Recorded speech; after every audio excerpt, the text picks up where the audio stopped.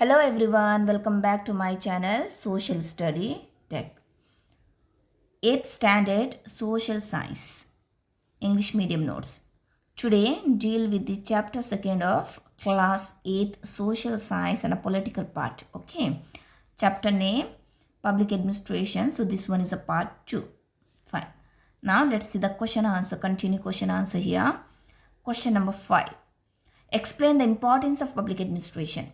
Explain the importance of public administration. Here answer is, the following explain the importance of public administrations are, point number 1, the public administration is the pillar of the government. Public administration is the pillar of the governments. Point number 2, it serves various functions in the interest of the public. It serves various functions in the interest of the public.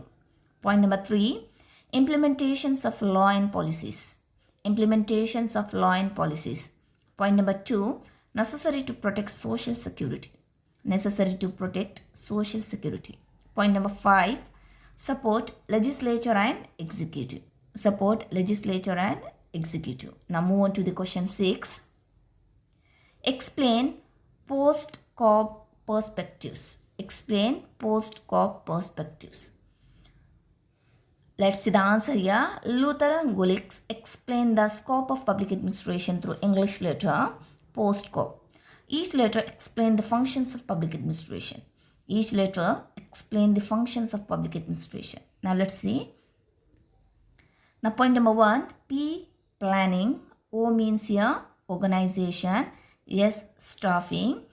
D stands for directions. Co stands for coordinations. R stand for reporting and B stand for budgeting. Now move on to the question 7. What are the types of training given to the personals? What are the types of trainings given to the personals? Now let's see the answer. Point number 1, the formal and informal training. The formal and informal training. Point number 2, pre-service and post beginnings of service training. Pre-service and post beginnings of service training. Point number 3, short terms and long term training. Short terms and long term training. Point number 4, departmental and central institute.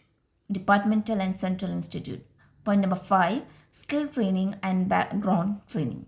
Skill training and background training. Now move on to the question 8. What are the functions of Union Public Service Commission? What are the functions of Union Public Service Commission? Now let's see the answer here.